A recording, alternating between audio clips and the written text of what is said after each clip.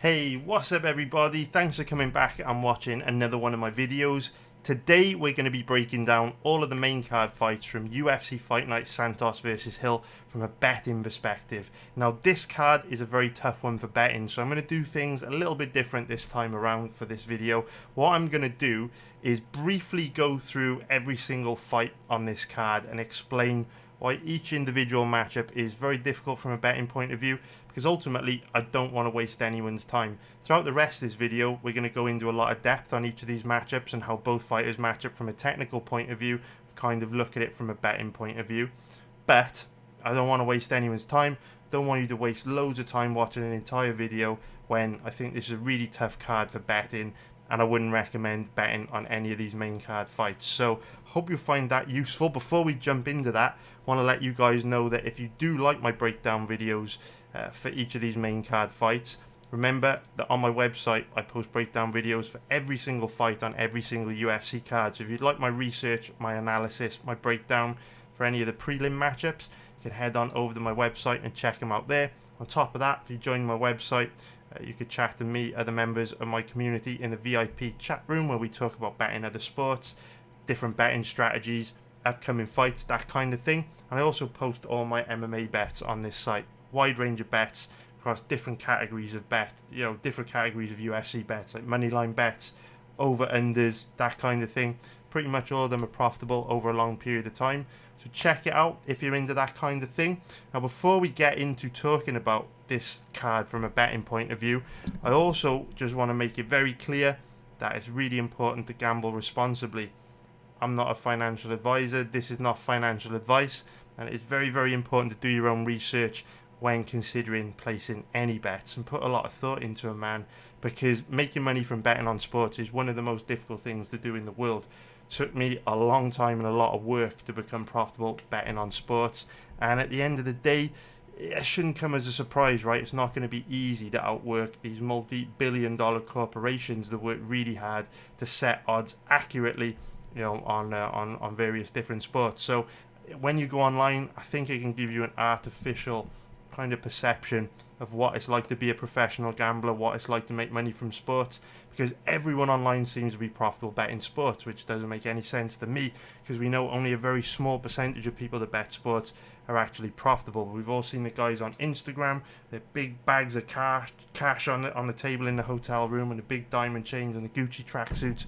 I wish I had time to fuck around like that, but the reality is the way that you make money betting on sports is hard work, being chained to a desk, putting in a lot of hours, a lot of hard work, and research, and always try and improve, and always just work hard and do your research, right? So it ain't glamorous. This job is not glamorous. It's very difficult. So when you see guys, making it sound like it's very easy, it fucking isn't. And just do your own research, gamble responsibly, because this is a tough thing to do, to be profitable betting on sports. Even if you can just float around break even betting on any sports, I think that's a massive achievement. And if you're able to be profitable or float around break even, I think you're doing pretty well. I just want to get that in there.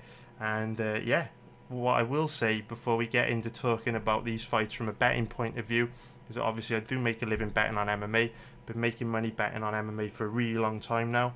So even though it's important to do your own research and gamble responsibly, all the information that I'm going to be sharing with you in this video is coming from a good place. I've put many hours of research in these fights. I've put many hours into researching the fights I'm going to be talking to you about today. On top of that, I've been doing this a long time, got a lot of experience, know what I'm talking about, so the information that I'm sharing with you today is coming from a good place. So let's quickly skim through the card. Let me talk to you about why I think this is a very difficult card for betting, and then we'll go into each of the matchups in a lot more detail. So the reason why the main event is so difficult for betting is because Jamahal Hill has got pretty much every single advantage in the book that you could want over his opponent. Jamahal Hill should win this fight a very high percentage of the time. The problem is his odds reflect that. He's a big favourite, not much value in betting Hill, and because this is such a tough fight for Santos, you don't really want to roll the dice on him either, so I wouldn't recommend betting that fight. Neal against Vicente Luque, very difficult to work out how this matchup's going to go, because Neal has become very inconsistent over the last few years. So depending on which version of Neal shows up will depend on what probability we can give Luque of winning. This is either going to be a pretty comfortable fight for Luque or a very difficult fight for Luque, depending on what version of Neal shows up. And we'll be going into that in a little bit more detail in the breakdown for that fight. But in a nutshell, the reason why this fight's very difficult to bet is because we don't know what version of Neal we're going to get on Saturday night. It's impossible to predict. Next fight, Brogan Walker against Juliana Miller. Again, the reason why this is such a tough fight for betting is that both girls have shown us completely different sides of them pre-Ultimate Fighter and during the Ultimate Fighter. If you look at footage before they were on the Ultimate Fighter and during the Ultimate Fighter, they look completely different. So there's another layer of risk here with both girls potentially being a bit inconsistent. And again, I'll break that down in a lot more detail later on in the video, explain the reasons why there's inconsistency there. But because there is inconsistency, again, it's a big layer of risk because we just don't know what to expect from these two girls when they compete on Saturday night. Now, Usman versus Pauga, pretty similar kind of situation to the main event between Jamahal Hill and Thiago Santos, where Pauga's got a lot of advantages over Usman and he should win a pretty high percentage of the time, but with him being a big favourite, his odds kind of reflect that, so there's no value there. And with it being such a tough fight for Usman, I don't feel like taking a gamble on him as a big underdog either. Sergey Spivak against Augusto Sakai, two really low level heavyweights with lots of weaknesses, lots of issues with both of them, which straight away makes it difficult to trust either of them with your money. Spivak is a big favourite, which is a little bit weird because he isn't great, but then when you look at Sakai's strengths and weaknesses, I mean, there aren't many things Sakai can do well to exploit Spivak's weaknesses. So Spivak should win, but very dangerous to bet a low level heavyweight at big favourite odds. And again, similar to Usman and Santos, Sakai doesn't have enough past the victory for me wanting to roll the dice on him. Ariane Lipski against Priscilla Cachoeira is the final fight that we're going to be discussing in this video, and pretty much same situation as Sakai and Spivak, where Lipski is more likely to win, but she's so flawed and she's got so many potential weaknesses that Cachoeira could potentially cause her an issue with. There's just no logic behind betting Lipski is a big favourite. She's going to give you a pretty bad risk to reward ratio. On the flip side, Cachoeira, very low level as well, difficult to feel confident if you bet her. We're going to be going into a lot more detail in all of those matchups as we work our way through this video. But let me know in the comments below what you think about those quick overviews. Would you like me to do those quick overviews at the beginning of every card? Would you like me to post those would you like me to do those quick overviews at the beginning of every video? Would you like me to post those quick overviews separately in a separate video each week, so you can kind of jump in and just get my thoughts on each of the main card fights in a very brief way, and then I can still do the more detailed stuff for those of you that want to understand how I arrived at those kind of conclusions? Let me know in the comments below what you think. And of course, if you appreciate these videos, as always, I'd love it if you could hit the like button. It makes such a difference to boosting the rank of these videos, in the YouTube search rankings, and really helps channels grow. So I very much appreciate you doing that. If you could leave a like, leave a comment, it would mean the world to me. And enough of me banging on about nonsense. Let us talk about the main event of this week's card, which is Jamahal Hill against Thiago Santos. So if we start off by taking a look at the odds on this one, we can see that Jamahal Hill is one of the biggest favourites on the card at average odds of about 1.33, which is going to be minus 303 for an implied probability of 75%. If we take a look at the odds on Thiago Santos, he is around about a 3.45 underdog, which is going to be plus 245 for an implied probability of 29%. So Jamahal Hill is 31 years old, 6'4" with a 79-inch reach, and Thiago Santos is 38 years old, 6'2" with a 76-inch reach. So there's not so much to talk about in this fight in terms of how they match up when it comes to technique, but there's a fair amount of X factors for us to go through. The first kind of thing I want to touch on is how I feel Jamahal Hill's absolutely brilliant. I think it's very possible that Jamahal Hill could be the best light heavyweight in the world right now. I know Jiri is an exciting fighter and a very dangerous opponent for anyone in this division, but Jiri has shown a lot of weaknesses. He slows down as fights wear on, he's a bit sloppy, he's a bit reckless. When you look at Jamahal Hill, he's got brilliant technique, throws a high volume of strikes, difficult to take down and hold down, amazing gas tank, seems very tough. And this guy is the total package. He's very, very impressive. I think there's kind of 3 top guys in the light heavyweight division at the moment. I think it's Magomed Ankalaev, Jiri Prohaska, and Jamahal Hill. And I think one of those guys is going to become top dog pretty soon. Obviously, Jiri holds the belt at the moment, but it'll be interesting to see how he does against Hill and Ankalaev, because I feel both those guys are pretty tough matchups for Jiri. Of course, Glover and Jan Blachowicz are in the tail end of their career, so I feel like the next kind of generation of light heavyweights is coming through now. Jamahal Hill, Magomed Ankalaev, Jiri Prohaska, and I think it's very possible Hill could be the best guy out of all 3 of them. So it will be interesting to see how he performs this weekend, because the UFC are kind of doing him a solid and giving him a very winnable fight against Mr. Santos. Last weekend, they blessed Magomed Ankalaev with a pretty easy fight against Anthony Smith. We're talking about how that was a very, very, very, very, very easy fight for Ankalaev in last week's breakdown. And of course, he ran through Smith and beat him pretty easily without having too much trouble. And to be honest, I think they're kind of doing the same thing with Jamahal Hill here, and I would expect Jamahal Hill to win, just as comfortably as Ankalaev last week, if I'm being honest. So we've mentioned the ages and the size between these two, and the first thing we've got to point out is that there is a decent decent age gap between these two. So Santos 38, Jamahal Hill 31, which means at 31 years old, Jamahal Hill should still be making big improvements from fight to fight. He's an absolute baby for the light heavyweight division. I'd expect him to continue to improve up until around the age of 34, 35, when he may start to plateau then. But with him only having 11 pro fights, and with him being 31 years old, every time we see this guy, he should look better than he did before. So Jamahal Hill should be on that upward career trajectory, compared to Thiago Santos, who's now 38 years old, and he's obviously going to be declining from fight to fight. We know that Father Time is undefeated. The older you get, the less athletic you are, the less mobile you are, and it's just an inevitability that guys in their late 30s are going to start to decline at quite a rapid rate. So both these guys are on opposite career trajectories, and we know statistically the younger fighter wins around 65% of the time when there is a 7-year age gap in a fight. So straight away, the odds are kind of starting to stack against Thiago Santos a bit in this one. Now, if you look at the size of these two on paper, it doesn't look like it's anything major. 6'4" versus 6'2", 79-inch reach versus a 76-inch reach. Doesn't sound too crazy, but it is important to remember that Jamahal Hill at 6'4" is a big, strong, physically imposing, natural light heavyweight. He's a big dude for the division. Santos, on the other hand, has fought as low as, we go all the way back to earlier in his career, you can see that he's fought as low as welterweight.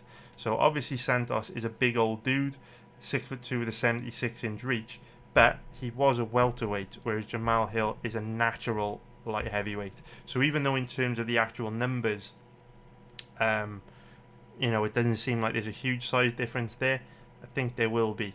And one of the main reasons, which segues nicely into how these two guys match up from a technical point of view, is that Jamahal Hill knows how to use his size very well. Does a really good job of fighting long. He's got a great jab, really nice long rangey kicks, and he really makes the most of that 79-inch reach advantage.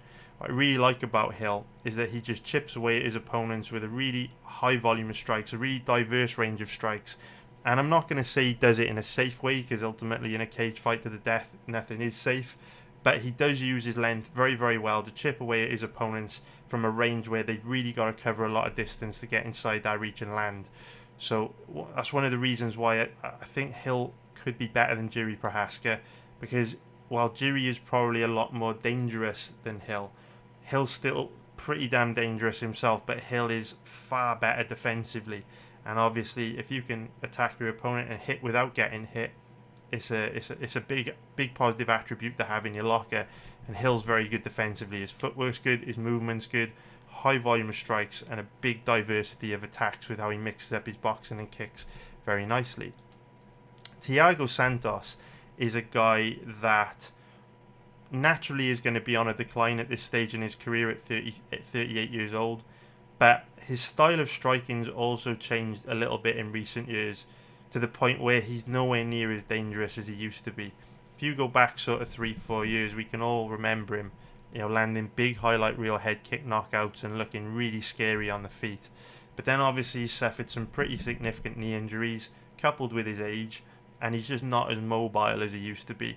Doesn't throw, with as much fluidity or as high of a volume. Because of Santos' knee injuries, he likes to stand on the outside now, plant his feet and just load up on big singular power shots. You'll very rarely see Santos cover distance to land on his opponent, or look light on his feet or throw combinations. For the most part, he loads up on big singular shots, which is a style that will probably not be that effective against Jamahal Hill, because we've already said Jamahal Hill does a good job of using his reach. So if Santos isn't really going to commit to coming forward and getting the Hill, it's going to be difficult for him to get inside the lengthy, rangy style of striking the Hill fights with. And on top of that, when you look at a guy like Santos,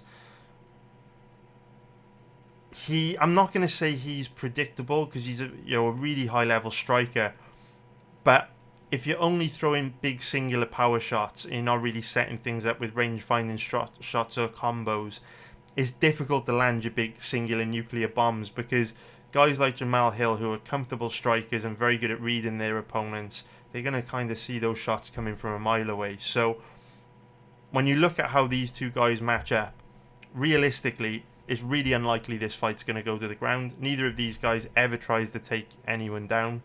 If this fight were to go to the ground, it would probably be Santos shooting takedowns, because I think Hill's been quite open about the fact that he's not interested in grappling. But the thing is, Hill's so difficult to take down and so difficult to hold down. Even if Santos were to hit a takedown, he's not going to be able to rack up any control. And Santos is at such a low level on the ground that he's not going to be able to cause Hill much of a problem with submissions either. And the thing is, Hill's not that skilled on the ground either. Both these guys are primarily strikers. I just don't see this one going to the ground. This should be a stand-up fight. And so, when you look at this matchup and you consider all the ways in which Santos could win and cause the upset, I mean, what options has he got? He's not going to outstrike Jamahal Hill, because he's a low-volume single-shot striker. Jamahal Hill, throws a far higher volume of strikes per round than Santos. Jamahal Hill's got an amazing gas tank, so he's not going to slow down as the fight wears on. So Santos isn't going to be able to outpoint and outstrike Hill. He's not going to be able to use grappling. And so the only chance Santos has got of winning this is something crazy happening, like a disqualification or an injury to Hill. We've seen that a lot lately, right, with what's happened to Rakic and Aspinall and Ortega. That could happen. But aside from that, I think Santos has only really got a puncher's chance in this. And while that puncher's chance is significant because he hits very hard, he's a big old scary Brazilian, wobbled Ankalaev a couple times. With how good Hill is defensively though, how long he fights, how good he is at reading his opponents, and the fact that Santos just loads up on big singular power shots, I think it's really unlikely that Santos knocks Hill out. So for that reason, it's probably going to be it's never going to be comfortable against a guy as dangerous as Santos, but it's a fight that Hill's probably going to win a really high percentage of the time, which is why from a betting point of view, this one is a bit dead, because if we look at his odds, 1.33 minus 303, his odds carry an implied probability of 75%, which is a pretty high probability. And as a result, there's just no value here for me in betting Hill at these odds, even though I do think he wins a good percentage of the time, pretty big percentage of the time. His odds are probably where they should be. And so with Hill having so many advantages in this matchup, it would be way too speculative for me to take a shot on Santos at underdog odds. So this fight's an easy pass for me. It's a bit dead from a betting point of view. So I hope you found that useful, but let me know what you think in the comments below. Now let's break down the fight between Geoff Neal and Vicente Luque. So if we start off by taking a look at the odds on this one, we can see that Luque is the favourite at average odds of about 1.57, which is going to be minus 175 for an implied probability of 64%. If we take a look at the odds on Geoffrey Neal, he's around an average of 2.55, which is going to be plus 155 for an implied probability of 39%.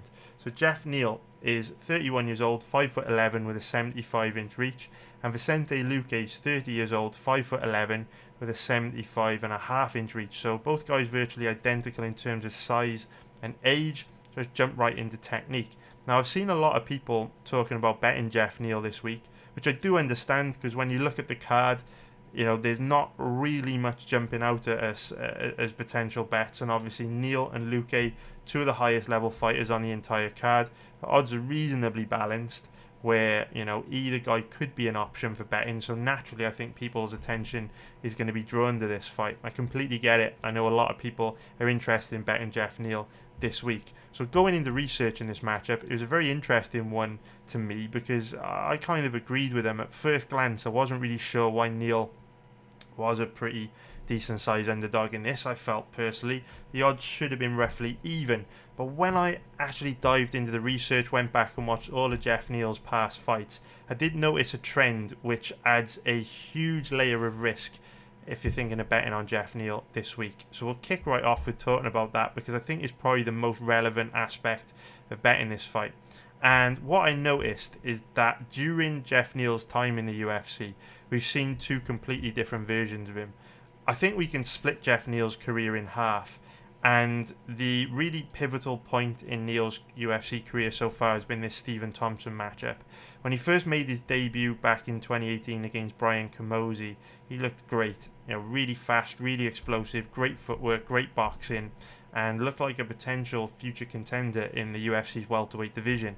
He went on an impressive 5-fight winning streak, picking up wins over really tough opponents like Belal Muhammad. We know that Belal has taken big steps towards the title picture in the last year or so, with a big win over Vicente Luque.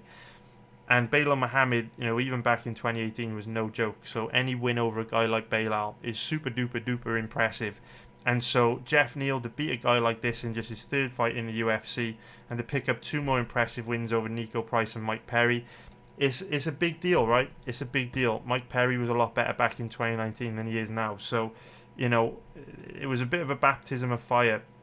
Neal was facing a decent level of opponent very, very early in his UFC career, and he rose to the challenge. And then, after just 5 pro fights, gets thrown into his first 5-round main event against Stephen Thompson. And you're thinking, this is a fight where we're pretty likely to see a passing of the torch, where Stephen Thompson's in his late 30s. He's a striker. He's going to be declining at that stage in his career. Jeff Neal's this young, hungry, up-and-coming bull in his early 30s. This is a great opportunity for the UFC to build up another top fighter off a big name like Stephen Thompson. And Jeff Neal had a lot of momentum going into that fight, and then what happens? He gets absolutely dominated and outclassed, to be perfectly honest with you. It was a striking masterclass from Stephen Thompson, and he looked absolutely phenomenal and just picked Neal apart for 5 rounds. And then after that fight, we saw a really different side to Jeff Neal. Now, I don't want to be disrespectful to Neil Magny and Santiago Ponzinibbio. I don't want to be disrespectful to anyone ever. But ultimately, I've got to make betting decisions based on all the information that we've got available. I've got to make the best decisions possible to give myself the best chance of making money. And I think we can all agree that Neil Magny and Santiago Ponzinibbio aren't at the level of someone like Belal Muhammad. Neil Magny hasn't looked that good in recent years. Santiago Ponzinibbio is also on a very steep decline. And if I'm being brutally honest, I think Neil Magny was a really easy fight for Jeff Neal. I bet Jeff Neal to beat Neil Magny in that matchup, and he significantly underperformed. It was a very poor performance from him. Neal's usually a guy that's very light on his feet, very elusive, very good defensively, has big pop in his shots, and we know aside from a jab and some good footwork, Neal doesn't really bring much to the table. He's not a very good grappler, isn't really a power puncher, and a guy like Neal should have been able to deal with someone like Magny quite easily, but he didn't. From very early on in the fight, he looked gun shy, through a really low volume of strikes, and just didn't have the same pop in his shots or the same footwork and movement that we saw from him before he fought Stephen Thompson. And then after the fight, he posted on Instagram that, he was sick going into that fight and he should have pulled out. And I'm like, okay, cool, it happens. Fighters fight injured all the time. Fighters fight sick when they should pull out. But at least that explains why Neal looked so off in his matchup against Neil Magny. And then obviously we see him in his fight against Santiago Ponzinibbio, and it's an opportunity for Neal to kind of roll back the clock and show us, the kind of skills that he demonstrated back in 2019. And again, looked very flat against Ponzinibbio. Flat footwork and movement. Didn't have the same pop in his shots.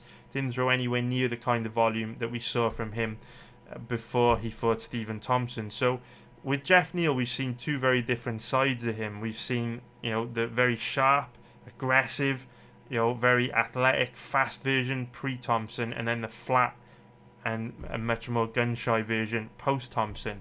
And so that makes this fight really difficult for betting, because I think if the version of Neal that fought before Thompson shows up on Saturday night, I think he gives Vicente Luque absolute hell. But if the version of Neal shows up that we've seen since the Stephen Thompson fight, I think Luque beats this guy pretty comfortably.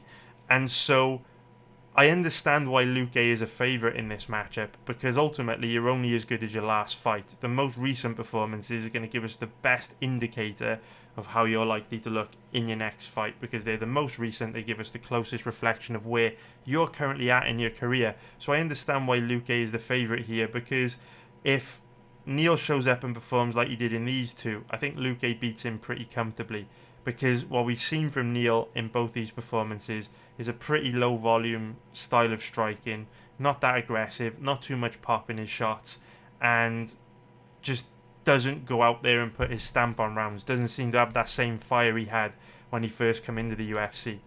Luque, on the other hand, for all of his weaknesses, we know that this guy's ruthlessly consistent. He has weaknesses for sure, but win or lose, this guy is always going to show up and fight for your money. Luque is bringing it every time we see him. He's going to come forward, take control of the centre of the octagon, hammer you with leg kicks and attack you with a wide range of strikes and a wide volume of strikes from that southpaw stance. He's a nightmare to deal with. And if Luque shows up like he always does, which you'd expect him to because of how consistent he is, I just don't see Neal being able to keep up with the volume that Luque is going to throw at him. Now, where this fight gets real complicated from a betting point of view is the fact that Neal is young enough to get his career back on track. If he's lost a little bit of motivation since losing to Thompson, if he's kind of lost that fire, well, it's not like it's a biological thing where guys naturally use the fire or lose the fire as their testosterone levels start to drop in their late 30s. At 31 years old, Neal's still pretty young for a 31-year-old, so he's young enough to get his head back in the game. And if he has got his head back into the game coming into this fight, and he can kind of rediscover himself and show us the style that, we saw from him back in 2019, I think this fight's going to be really close, because we know Luque's biggest weakness is his striking defense and recklessness. And back when Jeff Neal looked fast and sharp and powerful back in 2019, he's definitely got the boxing, the technique, the power to punish Luque for his recklessness and hurt him on the feet. So this fight's very difficult for betting, because based on Neal's recent performances, the odds make sense. Based on what we know he can be capable of, the odds should probably be a little bit more balanced out. But you're only as good as your last fight, so for that reason, I'm not tempted to bet Jeff Neal here. Now, we'll quickly wrap up how they match up on the ground. And while the weakness of both these guys is on the ground, I wouldn't expect this fight to go to the ground. Luque never tries to take anyone down. And while Jeff Neal occasionally tries to take guys down, particularly if he gets hurt, I think it would be a big mistake for him to do that in this fight. So Jeff Neal is probably the better wrestler out of the two. That's predominantly because Luque never tries to take guys down. Jeff Neal's predominantly a striker, but when we have seen him shoot the odd takedown here and there, he's got decent timing on it. And the thing is, Luque's takedown defense is so bad that if Jeff Neal really committed hard to the takedown, he probably could get this fight to the ground. But I think it would be a big mistake for Jeff Neal to do that, because like we've already said, Neal is very, very low level on the ground, super green on the ground. And we know Vicente Luque, very high level Brazilian Jiu-Jitsu black belt. And so if this fight were to go to the ground, I think there's a pretty good chance that Luque would submit Neal, which is another advantage that Luque has coming into this fight. Now, I don't think it's going to be that big of a factor, because I don't see this fight going to the ground anyway. But if it did, Luque is going to do pretty well there. So in terms of betting this fight, I'm not interested. I don't want to bet Luque as a big favourite, because he's wild and reckless and bad defensively, and Neal hits pretty hard and on his day is very, very dangerous. So I'm not interested in Luque as a big favourite. Also not interested in Neal as an underdog. So I think if he shows up and performs like he has recently, he gets beat here, and I don't like betting on inconsistent fighters. Better the devil you know, and to be honest with you, if I was going to bet this fight, I'd probably prefer to take Luque, because at least I know he's going to show up and give 100% every time. Same can't be said for Jeff Neal. But let me know what you think in the comments below, and if you've researched this one, you kind of noticed the same thing I had, around the two different sides of Mr. Neal that we've seen in his UFC career. Now let's break down the next fight. Muhammad Usman against Zach Pauga. Kamaru Usman's brother coming into the Ultimate Fighter finale to fight for that elusive UFC contract. And he is a big boy, man. Fights at heavyweight, and you can see big old muscular heavyweight who will have a bit of a weight advantage in this one, I think. This is the first factor we should talk about. Actually, let's look at the odds first, and then we'll talk about size, because I do think size could have a big impact on this one. So Pauga is the favourite at average odds of 1.40, which is going to be minus 250 for an implied probability of 71%. And Usman is the underdog at average odds of about 3.10, which is going to be plus 210 for an implied probability of 32%. So Pauga is a big favourite in this fight, and I completely understand why. I'm very impressed with him. I think he's a very good heavyweight, and he's a lot better than what you'd expect for someone that's only had 5 pro fights. Pauga's the total package. Decent takedown defense, hard to hold down, good chin, good cardio for a heavyweight, and really good striking. If I'm being brutally honest, I think Pauga would actually beat Augusto Sakai and Sergey Spivak, who are also on this main card. That's how good I think Pauga is. I think Pauga is a lot better than a lot of heavyweights in the UFC right now, and as a result, I think he gives Usman some big problems.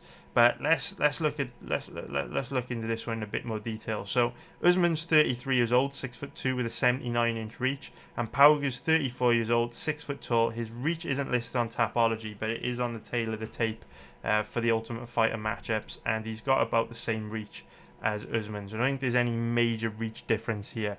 But Usman will be the bigger man on Saturday night, and there are weight classes for a reason. One of the big factors to take into consideration in this one is that Usman is big and strong and powerful, and he usually weighs in at around about the maximum 265-pound weight limit for the heavyweight division. Pauga, on the other hand, is pretty small for a heavyweight. I think he usually weighs in at about 240, 245, which means coming into this matchup, if both these guys weigh what they usually do, Usman could be, approximately 20 pounds, 15, 20, 25 pounds heavier than Pauga coming into this fight. And size matters in MMA. If Usman were to come in, 20, 25 pounds heavier than Pauga for this matchup, that's like 2 weight classes difference. So Usman is going to be the bigger, more powerful, stronger man in there. And, it gives him a bit of an advantage, because even though by the tail of the tape, it's not like Usman's going to be a lot bigger than Pauga, having that weight advantage is going to make it easier for Usman to hold Pauga down. If he gets the fight to the ground, he's going to be a lot more powerful as well. Now, obviously, that size does come with some drawbacks, and we know Usman does slow down a bit as fights wear on. It's not like he's got a bad gas tank, but a guy weighs 265 pounds is naturally going to get flatter as a fight wears on, whereas Pauga's gas tank is a lot better, and he could fight at a pretty decent pace across 15 minutes. So there is that trade-off there. Usman's a lot bigger, stronger, more powerful, but he pays a price for that, with cardio that's not going to be as good as Pauga's. Now, with him being Usman's brother, you'd assume he would be a pretty strong wrestler, but I'd actually describe Usman as more of a striker, probably because he's such a big guy, such a big, huge, strong, muscular dude, that if he grapples hard, he's probably going to burn himself out pretty quickly. So while you do see Usman, incorporate some grappling into his fights and mix up his striking and grappling nicely at times, for the most part, Usman's looking to keep fights standing and look to use his big power against you. Now, offensively, he's very dangerous. He's fast for a big guy, and he hits very, very hard. But defensively is where this guy has some issues, because he just doesn't read his opponent particularly well. And this is likely to get him into a lot of trouble against Pauga, because Pauga's a good boxer, very skilled, very technical, reads his opponents well. So it's a nice diverse range of attacks. He's got good combos. Now, Pauga's weakness is on the ground, but he's pretty difficult to take down, pretty difficult to hold down. And like I say, Usman doesn't grapple that much for fear of burning himself out. However, you know, he clearly comes from a very intelligent team of fighters who are going to prepare him for this matchup, and no doubt he's going to come in with a strategy and game plan specifically tailored towards beating Pauga. And if we're being realistic, it's pretty unlikely Usman will be able to win a stand-up fight here. Maybe he lands a big shot and knocks Pauga out. That can happen in any fight. But in terms of outclassing, outskilling, outpointing Pauga, I don't see that happening. So I wouldn't be surprised to see a more grappling-heavy game plan from Usman in this finale matchup. But it isn't going to be easy to execute because he does slow down as fights wear on, which will make his grappling less effective as fights wear on, and Pauga's not the easiest to take down or hold down. Having said that, if Usman is going to come in a lot heavier here and he can get the takedown, it will be easier for him to hold Pauga down, being this bigger, stronger, heavier man. So I've been very complimentary about Pauga, and like I say, I think he would actually beat Augusto Sakai and Sergey Spivak, who are also competing on the card. That's how highly I rate this guy. I think he's very, very good. And unfortunately, that makes this fight a pretty dead one for betting because Pauga's odds kind of reflect his advantages in this one. You know, I can't bet Pauga at these odds because it is his, you know, his UFC debut. Octagon jitters are a very real thing. He's given up a big, you know, weight disadvantage to Usman, and we know Usman hits very, very hard. But I can't bet Pauga at these odds. You know, just no upside in betting a guy as such a big favourite. On the flip side, because this is a very tough fight for Usman, have no interest in betting him either. So this one's an easy pass for me, and yeah, very, very difficult. Very difficult card for betting this. So now let's talk about the other tough finale matchup, which is going to be Brogan Walker against Juliana Miller. I've got to be honest, I was so impressed by these two fighters. This is a really, really good matchup. Probably, in my opinion, the best fight on the card. And I was so pleasantly surprised because in recent years, the level of talent going on to the Ultimate Fighter, I feel, has decreased substantially. You know, going back sort of 10 years, 10, 15, 20 years when I first started watching the UFC, a lot of the new talent in the UFC came from the Ultimate Fighter. And you think about all the world champions we've had come from the Ultimate Fighter, guys like Rashad Evans, Juliana Pena, Michael Bisping, Matt Serra, Forrest Griffin, right? All these guys became legit UFC champions. But it's been a long time since, Kamaru Usman, how the fuck could I forget Kamaru Usman? But it's been a long time since we saw a fighter win the Ultimate Fighter and then go on to win a UFC title. And I think this is because over the years, the Ultimate Fighter has been, or the level of talent on the Ultimate Fighter has been watered down by, you know, new shows like Dana White Looking for a Fight and the Contender Series. I feel like a lot of the guys that have got contracts in the UFC from those shows in the past probably would have appeared on the Ultimate Fighter, and thus we would have had a better standard of fighter on the Ultimate Fighter. But in recent years, the level of talent on the Ultimate Fighter has really fallen off a cliff, and that's why I was pleasantly surprised to watch Brogan Walker and Juliana Miller this week in my research, because I like these girls a lot. I think they're very good. And this is one of those matchups where I don't actually think it matters who wins. Of course, it's going to be great for the winner. They get that official UFC contract. You know, they get the watch or the Harley Davidson or wherever it is they're giving away these days.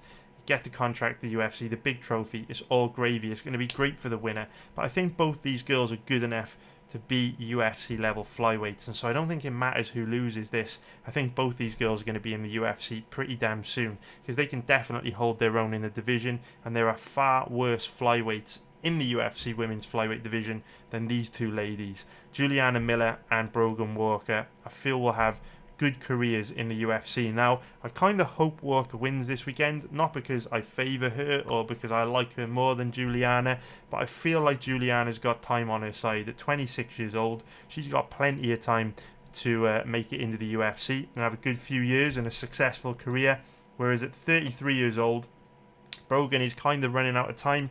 Probably only has another 2-3 years of fighting left in her, so she really needs this UFC contract pretty bad at this stage in her career. So I like to see people do well. I like to see people succeed in life. Kind of rooting for Brogan here so that she can get her opportunity in the UFC, get a good number of fights before the curtain comes down on her career. And that, of course, is the first point that we need to discuss in this video, because there's a big difference in age between these two. Brogan Walker's 33 years old, Juliana Miller 26 years old, which means there's a 7-year age gap in this fight, which incidentally is the same age gap that we've got between Jamahal Hill and Thiago Santos this week. But whereas we were saying with Santos and Hill, that gives Hill a big advantage because he's 7 years younger. He's going to be improving a lot from fight to fight, whereas Santos is going to be declining from fight to fight in his late 30s. I don't think age is that relevant in this matchup, even though you have the same age gap, because Brogan Walker at 33 years old with only 9 pro fights, it's not like she's had tons of fights and had, loads of injuries, or she might have done, but it's unlikely with only 9 pro fights. Not like there's a lot of wear and tear on her body, or she's got any reason to be declining anytime soon. 33 years old is quite old for a women's flyweight, but not crazy, especially when you haven't had that many fights. And Juliana Miller, while she's a lot younger, probably a bit more athletic than Brogan Walker, being only 26 years old, the trade-off of being younger than Brogan in this matchup is likely that, with only 3 pro fights and being very young, she's very inexperienced and a lot more green than Brogan in many areas. So this isn't one of those matchups where I feel the statistic that the younger fighter wins around 65% of the time in a 7-year when there's a 7-year age gap in a fight is that relevant. I don't think age means anything in this one. Of course, stats are only useful if interpreted correctly, and age stats are useful when someone in their prime is fighting someone on a decline, but neither of these girls are in their prime or should be declining, so it's all gravy. We haven't even talked about the odds. Juliana Miller is the slight favourite at average odds of around 1.83, which is going to be minus 120 for an implied probability of 55%, and Brogan Walker is the underdog at average odds of around 2.0, which is plus 100. Now, if you know me, and you've been watching me for a while, you consume my content, maybe you're a member of our website, you will know that I perform extremely well on women's MMA. So my win rate betting on women's MMA fights is about 70%.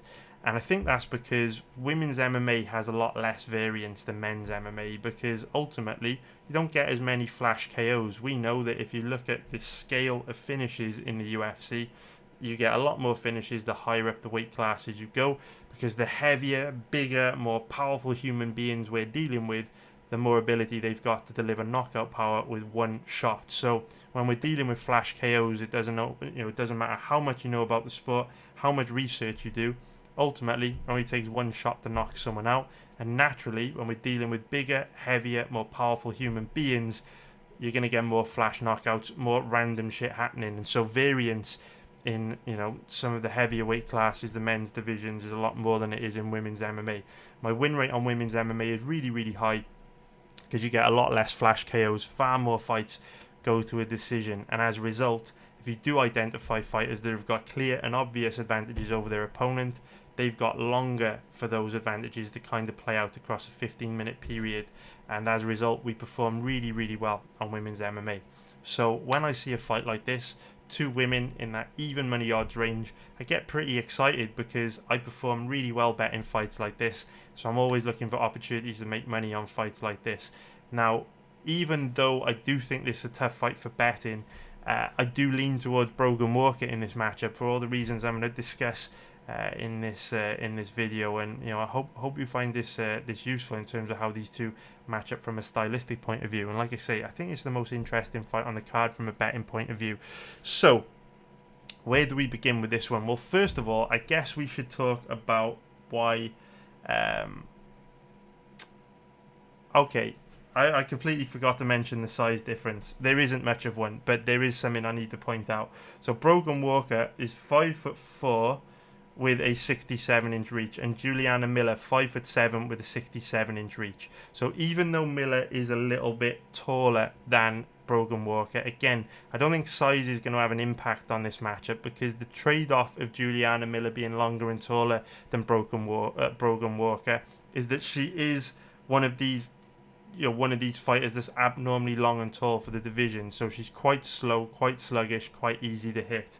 And I do think, that will work against her. So I think her abnormal size and length for the division, where she's taller than a lot of girls in the flyweight division, I think it kind of works against Miller in this one.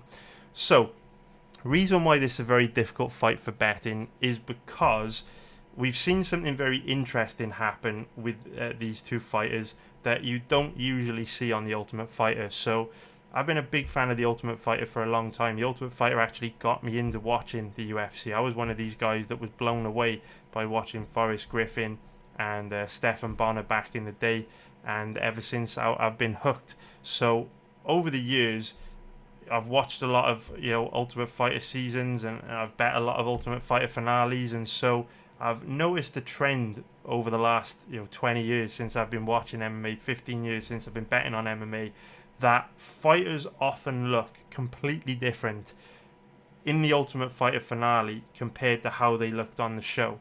And there's reasons why that might happen, but it's just a trend I've noticed.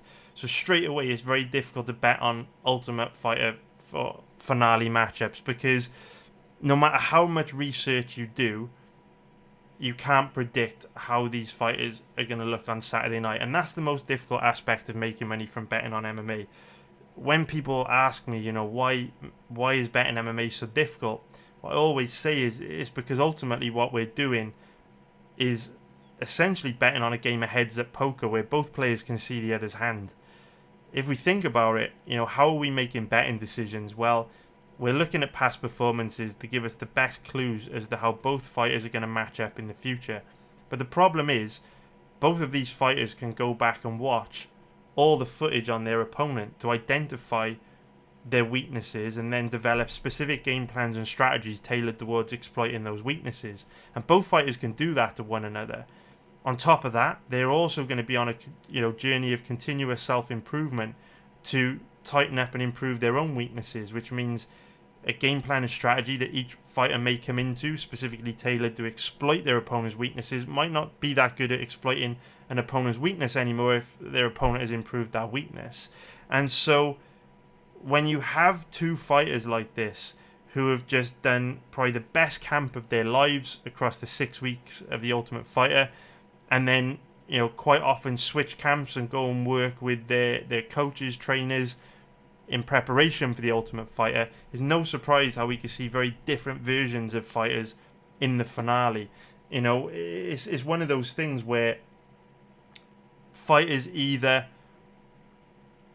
switch camp to train with their coaches' teams in preparation for The Ultimate Fighter finale, or they go back to their old teams in preparation for The Ultimate Fighter finale. And either way, the end result is we probably see two very different sides of a fighter, right? Because if they move and go and train with their their new team of coaches that they met on The Ultimate Fighter, well, they're going to change and develop a lot because they only had 6 weeks to work with them on the show.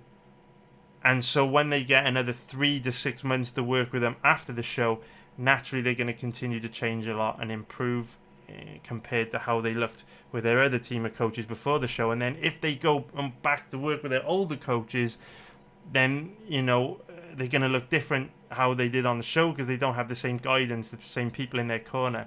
So very complicated, but what I'm trying to say is there's a lot of uncertainty in betting Ultimate Fighter finale matchups because it's very difficult to know what version of fighters we're going to get. And over the years, I'm 37 years old, been doing this for a long time.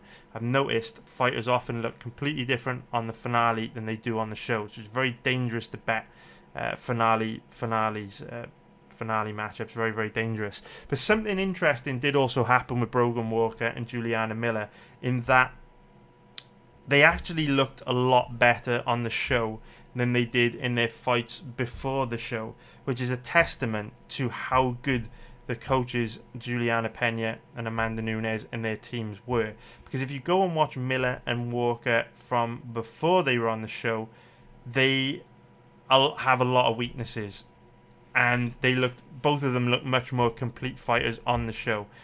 And I think, you know, this is testament to how good the coaching from Juliana Pena and Amanda Nunes must have been.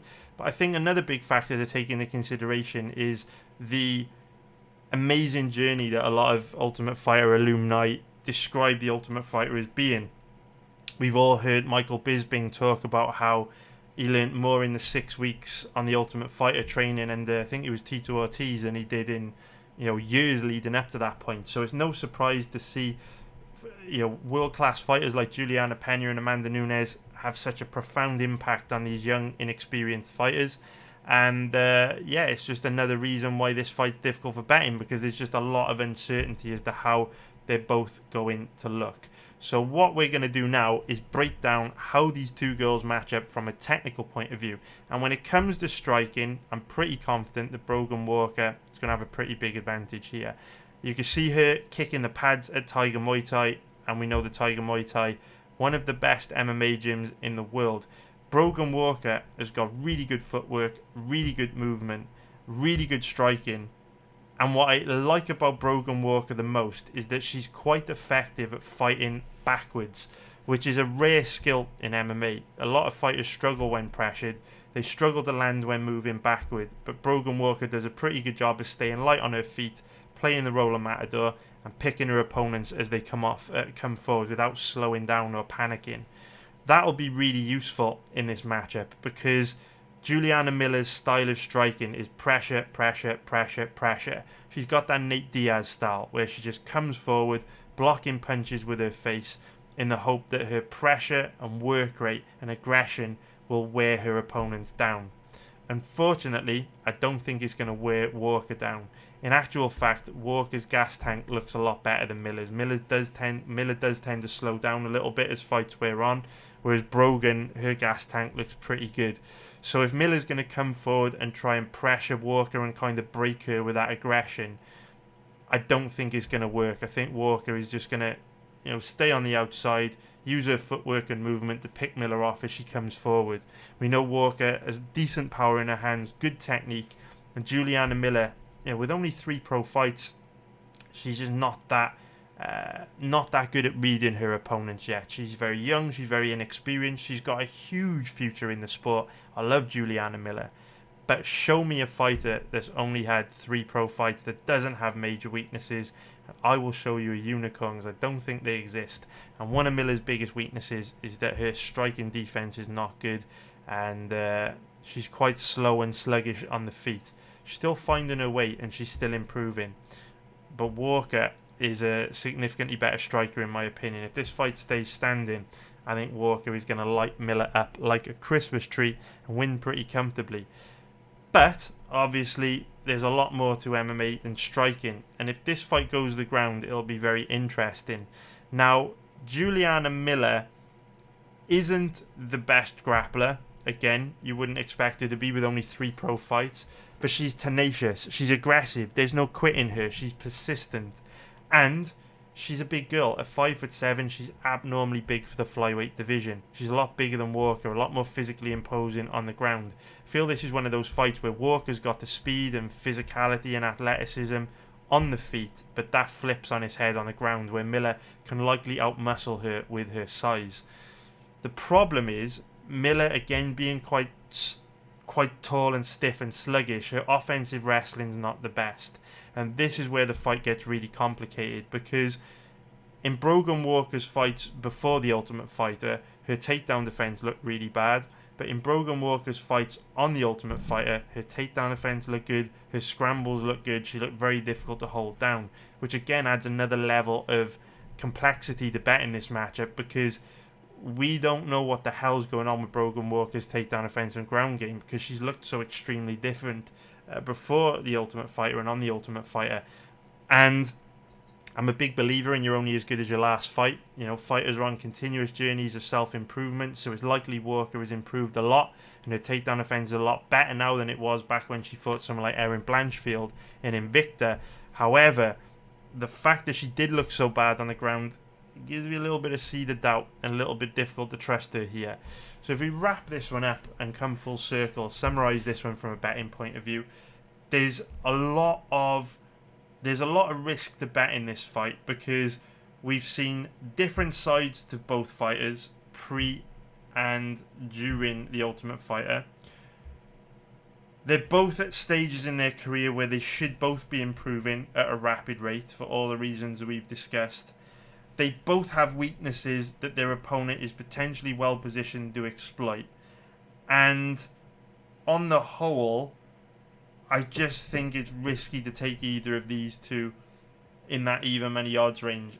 I don't feel super confident on either side. If, gun to my head, if I had to bet this fight, and to be honest with you, this fight is probably one of the fights I've come closest to betting.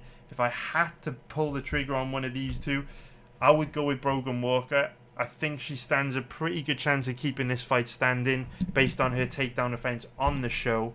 And like I say, Miller's not the best offensive wrestler, but if the fight goes to the ground, I worry that Miller's size is going to be difficult for Brogan Walker to handle, and Walker's performance pre-Ultimate Fighter on the ground does give me the heebie-jeebie-jeebies. So I do lean Brogan Walker here, but not with too much confidence. I hope you found that breakdown useful though, and I think this is the best. I think it's the best fight on the card. So let's break down. Or let me know what you think in the comments below, man. If you've researched it, let me know what you think. Am I missing anything? Let me know. Let me know. We'll take a little sip of the water, and break down. Hair always gets a little bit crazy on these long videos. Right, get into the next one. Sergey Spivak against Augusto Sakai. So we've gone from a really complex, interesting fight to one that is a bit dead. Let's break it down though. Augusto, I sound like a DJ then. Let's break it down. Break it down. I was looking actually today buying some DJ equipment. I used to DJ a long time ago, and I was like, man, maybe I should get back into that. You know what I mean? Break up the monotony of watching and betting sports all the time. Do something a little bit different, right? But anyway, let's break it down. Augusto Sakai against Sergey Spivak. So Sakai is the underdog at average odds of about 3.10, which is plus 210 for an implied probability of 32%. If we take a look at the odds on Spivak, he is around an average of, let's call it 1.40, which is going to be minus 250 for an implied probability of 71%. So Sakai, 31 years old, 6'3" with a 77-inch reach, and Spivak is 27 years old, 6'3" with a 78-inch reach. So in terms of size and reach, nothing really too notable there. Both guys around about the same age and about the same size. So interesting, the Spivak is a big favourite in this one. I do think the odds are a bit off. I don't have that much desire to bet this fight though, because I don't think either of these guys are particularly good and not the kind of fighters that I want to trust with my money. So if this fight stays standing, Spivak has probably got the slight advantage because he's a little bit busier than Sakai. Sakai is very flat-footed, very slow, doesn't throw a particularly high volume of strikes, and for the most part just wants to hug it out with his opponents in the clinch. Which means he's one of these guys that doesn't really score many points and doesn't do a particularly good job of putting his stamp on rounds. Spivak is slightly busier on the feet than Sakai, but nothing that would blow your hair back. This again isn't a guy that throws a particularly high volume of strikes. He's not that dangerous on the feet. I give him the slight advantage on the feet because he throws a higher, slightly higher volume of strikes, but nothing major. So Spivak's got the slight edge on the feet. Now on the ground, Spivak's got a huge advantage. Augusto Sakai, very easy to take down, very low level on the ground. We saw what Alistair Overeem was able to do to him on the ground. So this is an area where Spivak has a big advantage, and to that extent I understand why he's the favourite in this matchup. Problem with Spivak is doesn't shoot the most takedowns, and I think if Sakai did do a reasonably good job of stuffing takedowns, I think a good portion of this fight could be, could take place standing, because Spivak's not really a persistent grappler. He's more of a single shot grappler. He'll shoot the odd single leg, double leg, and if you deal with that, he'll abandon it and go back to striking. So this fight is really dead for me. I'm not interested in betting it at all.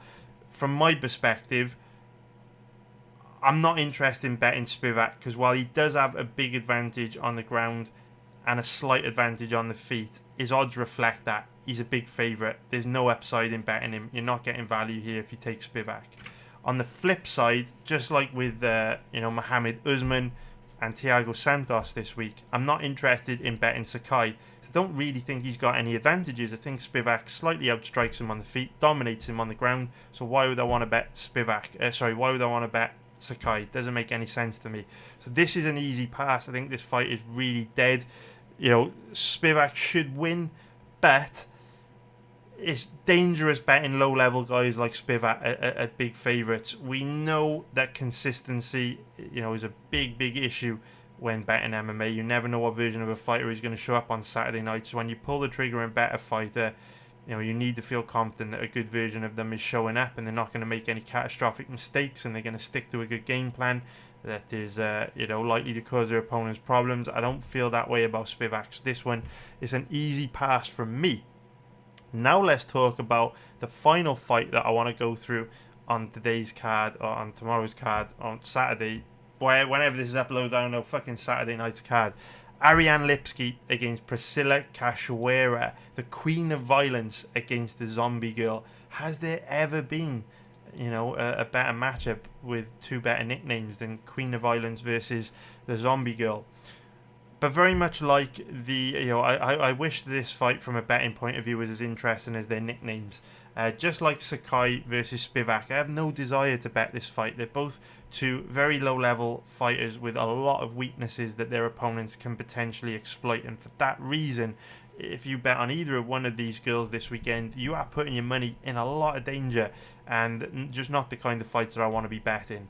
So let's break it down. Again, there's DJ Allsop. Break it down. Here we go. So Ariane Lipski is the favourite. Average odds of about 1.57, which is going to be minus 175 for an implied probability of 64%. And then you've got Priscilla Cachoeira, who is the underdog at odds of 2.45, which is going to be plus 145 for an implied probability of 41%. So Lipski, 28 years old, 5'6" with a 67-inch reach, and Cachoeira, 33 years old, 5'7" with a 65-inch reach. So nothing major really in terms of age or size differences or anything like that.